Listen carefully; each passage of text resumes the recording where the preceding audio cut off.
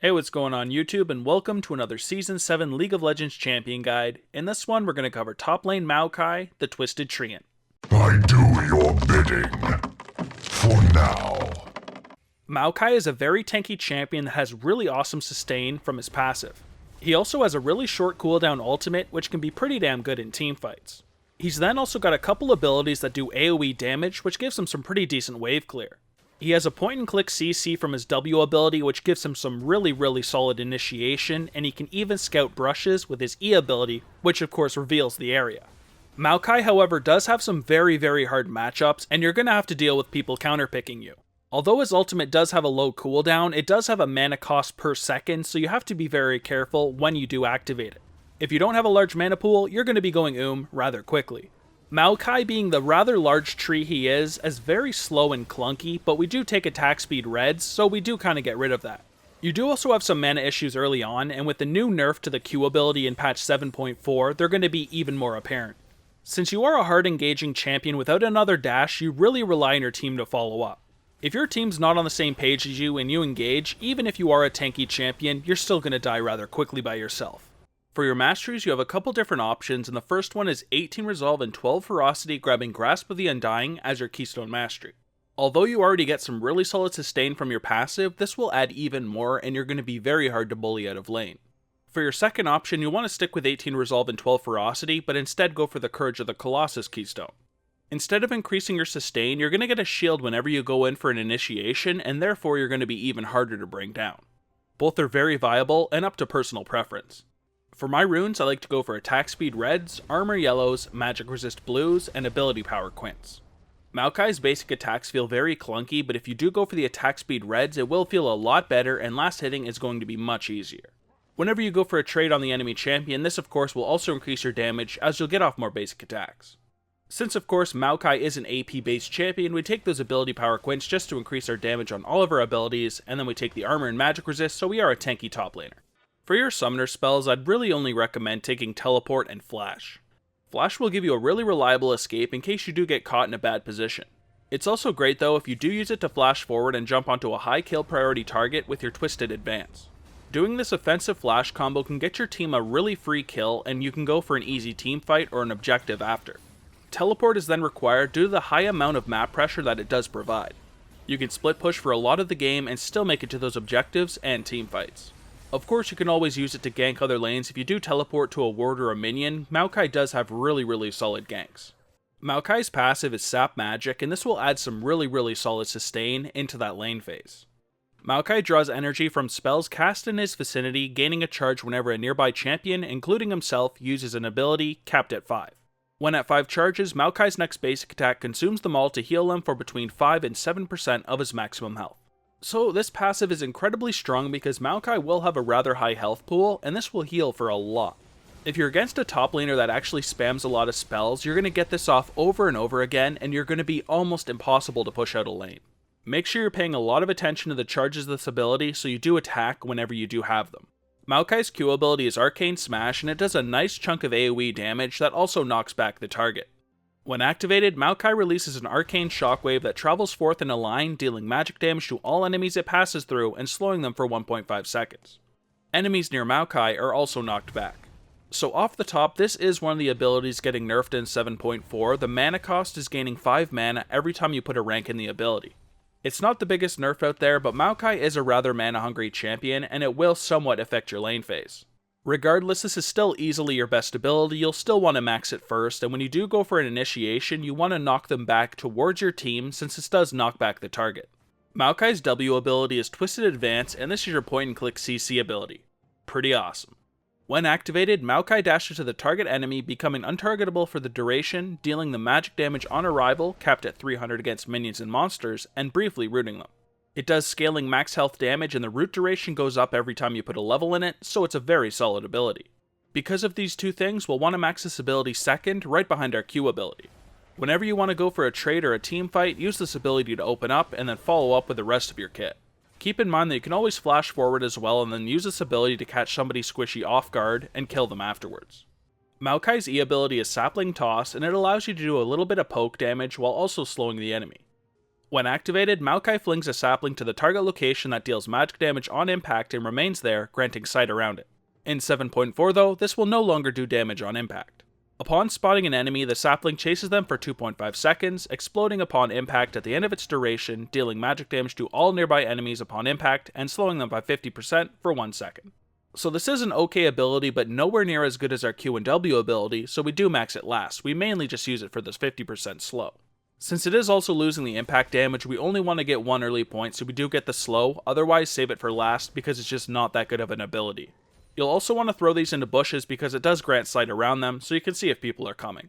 Maokai's ultimate is Vengeful Maelstrom, and this is great for reducing damage and also doing a nice chunk at the end of its duration.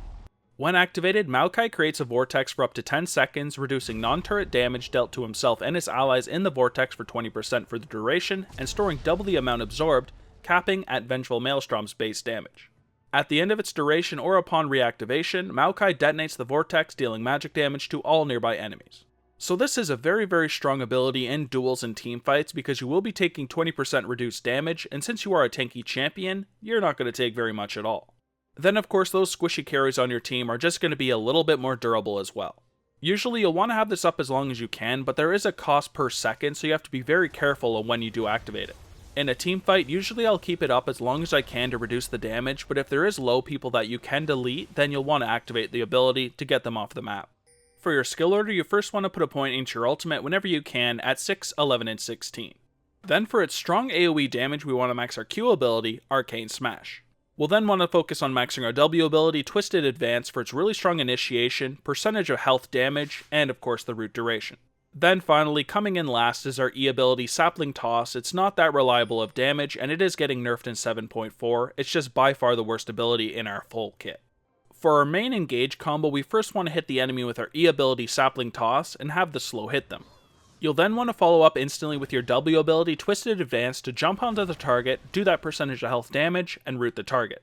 At this point, you'll want to quickly go to the other side of the enemy champion while they're still rooted, hit them with your Q ability, Arcane Smash, to knock them towards your team.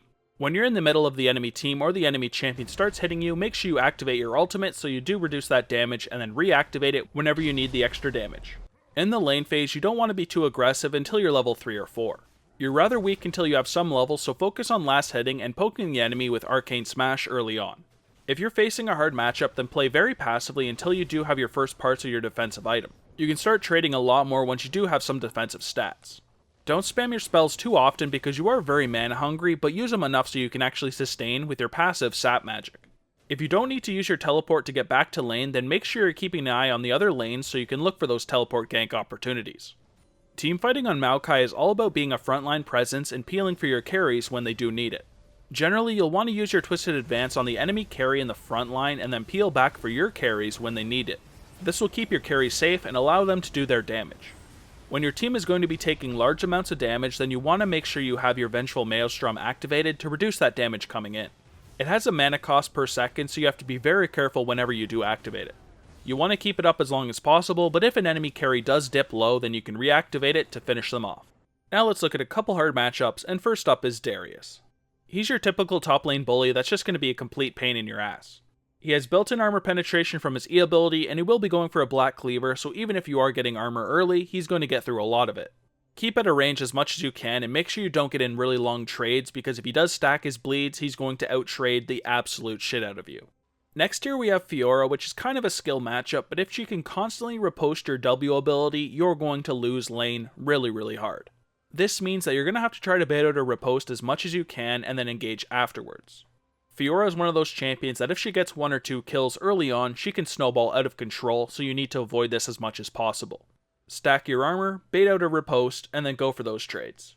Next we have Singed, who's just going to be one of those champions that you can't ever kill.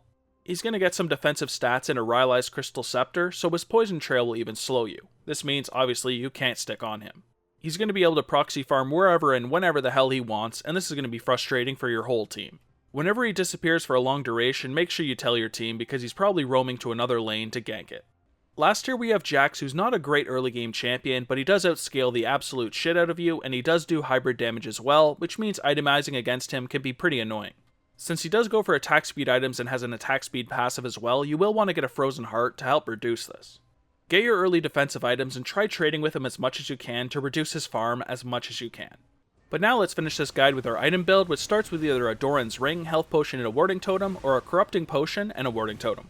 Usually I'll go for the Doran's Ring start, but if you do need some extra sustain, then you'll want to go for the Corrupting. For our core build, we have the Sunfire Cape and the Spirit Visage. The Sunfire Cape will give you some nice early defensive stats and some AoE damage, and the Spirit Visage will give you that increased healing, so your passive will be even more effective. You'll then want to choose either an Iceborne Gauntlet or a Frozen Heart. If you want to add a bit more damage into your build, then you could go for the Iceborne Gauntlet, but usually I like to go for the Frozen Heart myself if I do need more defensive stats. Both are really solid buys and do give you 20% CDR as well with a really nice mana pool, so they're insanely good on Maokai. You'll then want to move on to your boots and get either Merc Treads or Ninja Tabis. If you need to reduce CC duration and you need some magic resist, then go for the Merc Treads, but if you do need increased armor, then go for the Ninja Tabis instead. For our item pool, we first have the Rod of Ages, which is a viable item to get first. I don't like to get Rod myself because I do prefer rushing a Sunfire Cape, but you will get a Catalyst which will give you more mana, so it is a really good way to solve your early mana issues. Next we have the armor options in the Randuins, the Dead Man's Plate, and the Thornmail. If you're looking to reduce crit damage, and you'll want to go for the Randuins. If you want added mobility and easier engages, then go for the Dead Man's Plate, and for full armor you want to go for the Thornmail so you can also return some damage against high AD teams. For your magic resist options, we then have the Banshee's Veil and the Abyssal Scepter. Banshee's Veil is fantastic on Maokai as well because you can block a CC when you are going in for an engage, but if you instead want some more damage, then you would want to go for the Abyssal Scepter. You could then get a mix of armor and magic resist as well and get either a Guardian Angel or a Zizirot Portal. Guardian Angel is fantastic in the late game since you can come back to life, and Zizirot Portal can add some really nice split push and is solid as well. For our example full build though, if you are against a normal team, we'll want to take our core build, get the Merc Treads, and then a Randuins and a Guardian Angel. We're going to have a really high health pool, a bunch of really solid defensive stats, and just be incredibly hard to bring down. If they can bring us down, we then have the Guardian Angel. But that, ladies and gentlemen, covers everything I've got for top lane Maokai in Season 7. Don't forget to check out the video description below for a link to my social medias, and keep in mind that I do have Riot Point giveaways on my Twitter, and I do also have a Discord, so those are two you should definitely check out. But other than that, thank you guys a ton for watching the guide, I hope you guys did enjoy it, and I'll see you in the next one. Peace. I don't want no scrub. A scrub is a guy